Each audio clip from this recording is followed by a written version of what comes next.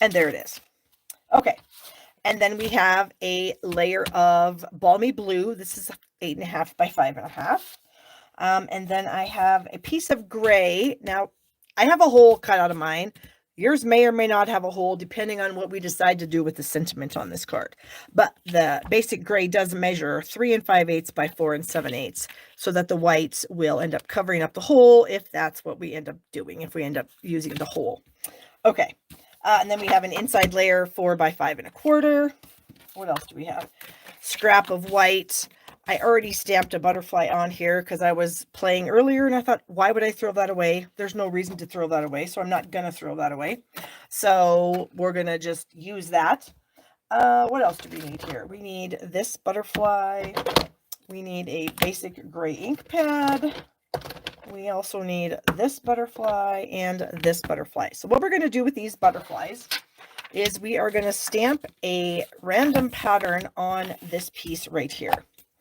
Our first stamp is not going to be random. It's going to be strategically placed where we want it to be. So I kind of want it kind of centered, maybe a little centered, but off to the right. That's what I'm trying to say. And I'm going to kind of tilt it. Okay. So that's going to be our first image that we stamp. The rest of them doesn't matter. You can stamp them any way you want. So I've got that large one right there. Bring in this small guy here, and we're going to stamp it something like that. Then I have, where's my half butterfly? Here it is. And there's kind of a half butterfly in this set, which I find pretty interesting. And we are going to stamp our half butterfly kind of over here. So basically what I'm doing is I have a strategically placed butterfly. Everything else is kind of random, just trying to create just randomness. That doesn't even make sense, but it will when we're done.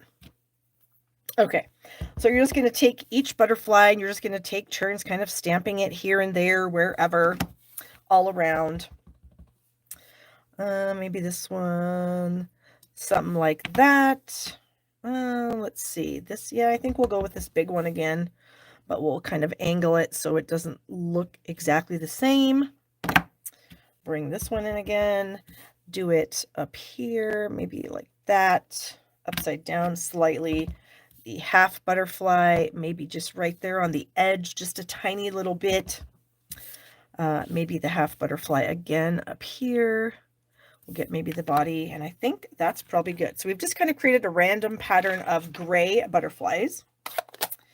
Okay, so we can kind of scooch those out of the way. Now this one we're going to color, and so I've got my balmy blue blends. I've got the light and the dark, and I'm going to start with the light. And I'm just going to kind of just color the whole thing light. I'm not going to be perfect with it though, just because the drawing of the butterfly itself, how it's kind of sketched, is not perfect. And so I don't think your coloring needs to be perfect. Now, you might want it to be perfect. And if you do, then you should absolutely make it perfect. I sometimes like to do things quickly. And so this is my excuse for doing stuff quickly, is I don't have to make it fancy because I'm doing it quickly. I'm going to get the body with the dark. So I'm just kind of, wherever the Stampin' Up! Has given us some shading opportunities, I'm going to kind of scribble over that with my dark balmy blue. So maybe down here, maybe around the bottom. And I have found that the balmy blue markers, anyway, they kind of blend together real nicely.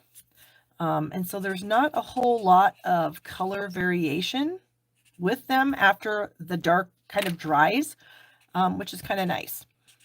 So I'm going to go over this again just because I want a little bit more of the darkness to show up.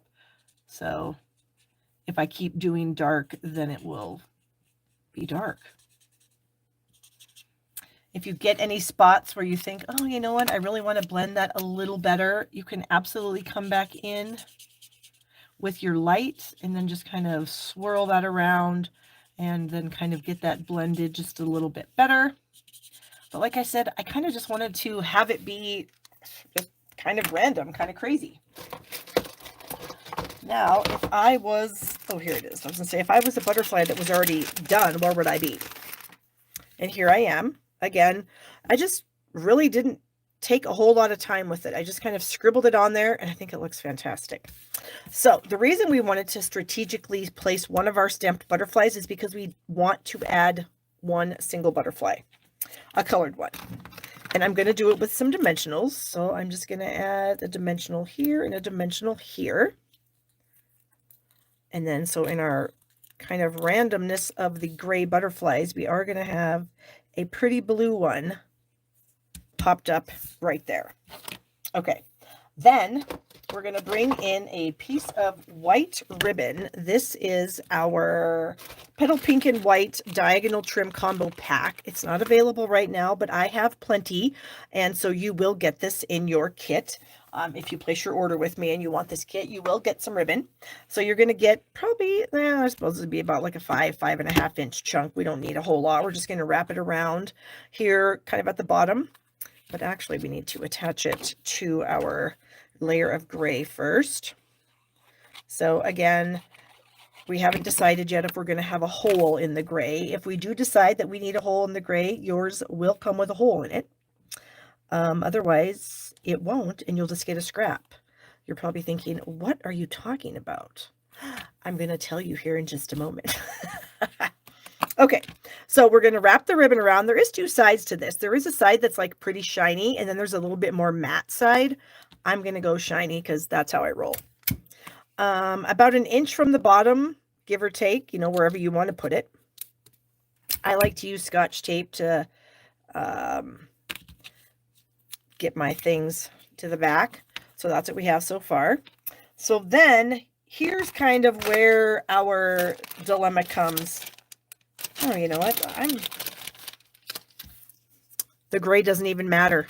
You think I don't know what I'm talking about? I'm literally not kidding when I say I don't know what I'm talking about half the time. Because gray was never an option. It was either going to be white or blue for the sentiment, okay? Gosh, I tell you, there are days when I literally have no idea what's going on, and I don't have any idea what's going on today. Okay, and the set also has wonderful sentiments. It has what I like to call sentiments that everybody actually needs. Thinking of you, wishing you a birthday, and thank you. It's nice to have other sentiments in sets too. I'm not going to lie. I'm not going to say those are the only sentiments I ever use, but they're the most common sentiments that I use. And so I love that they're in here, and I love that they're kind of a scritchy, scratchy font a little bit. I think that's pretty cool. So we have a thank you. We are going to stamp our, did I do it in gray or did I do it in black? I think I did it in black. But you know what? We're going to do it in gray just to see what we like better. So we've got thank you. This little label, I'll tell you where it comes from here in a second. Some of you might already know. Yeah, I think, well, I don't know. We'll see. I was thinking we might have to go black just because this isn't going to be super dark, but it might work. Okay, so this little die comes out of a die set called Unbounded Love. This die set also has a matching stamp set or coordinating stamp set of sentiments, which is really cool, but you don't need both. You know what I mean? You could buy just the sentiments and be happy, or you could buy just the die set and also be happy. But if you want to be super happy, buy them together. So anyway, when I was talking gray, like I said, I don't know what I was talking about, but the die that I chose to use is this little scallopy rectangle guy right here. And it actually die cuts two pieces. I'm going to try to get this other piece out of here. Yes, there we go. So it die cuts the center, and then it die cuts the outside piece. And so you can see I didn't actually cut this nicely, so we're not using this. But anyway, so this is how it actually comes out. It comes out like that. So you can use either both pieces. You can do multiple colors. You know, you could maybe put this together like this. If you wanted to have the blue and the gray, if you thought that was going to look pretty fancy, you could do that. You could do gray and white. I mean, you could do whatever you wanted to. But in this case, I want to decide whether we want to have a blue sentiment. I'll let you look at that for a moment. Blue sentiment or white sentiment. What do you guys think? And this, actually, I think we might need to go black. So there's a white sentiment that's done in black. And then here's a blue sentiment also done in black. So let me know, blue or white. We're going to go majority rules. And while you guys are voting, I'm going to clean up a tiny little bit here. All right, let's look at the comments. Holy cow, everybody's going blue. Blue it is. Okay, so we're going to add this blue sentiment on here. And I think what I'm going to try to do is I'm going to try to do tiny little mini dimensionals. Do I have 2 left on the sheet? Oh my gosh, I do. And I'm going to try to put them like right over my ribbon. Just right at the edge of my ribbon. And then we're going to attach that. So it'll be popped up. Let's see, I'm going to try to make the ribbon in the middle.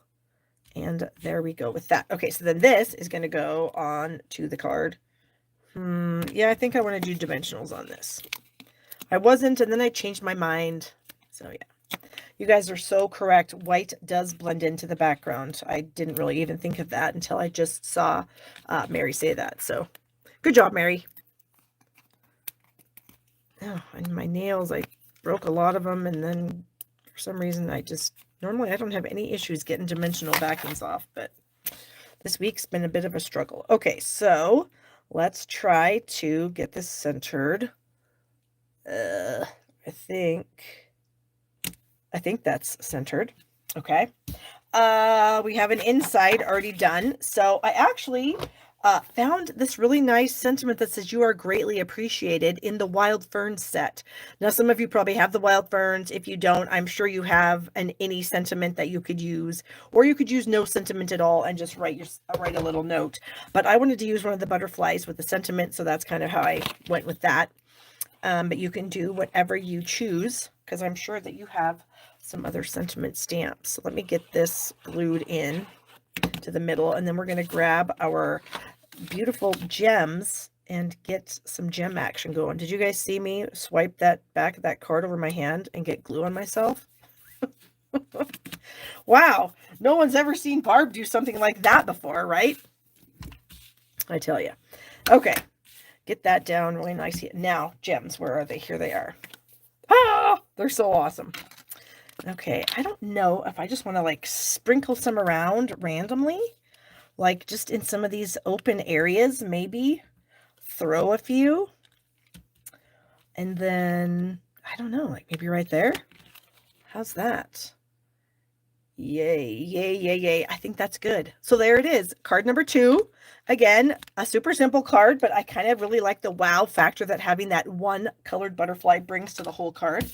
Really a fan of that. So I hope you guys liked it.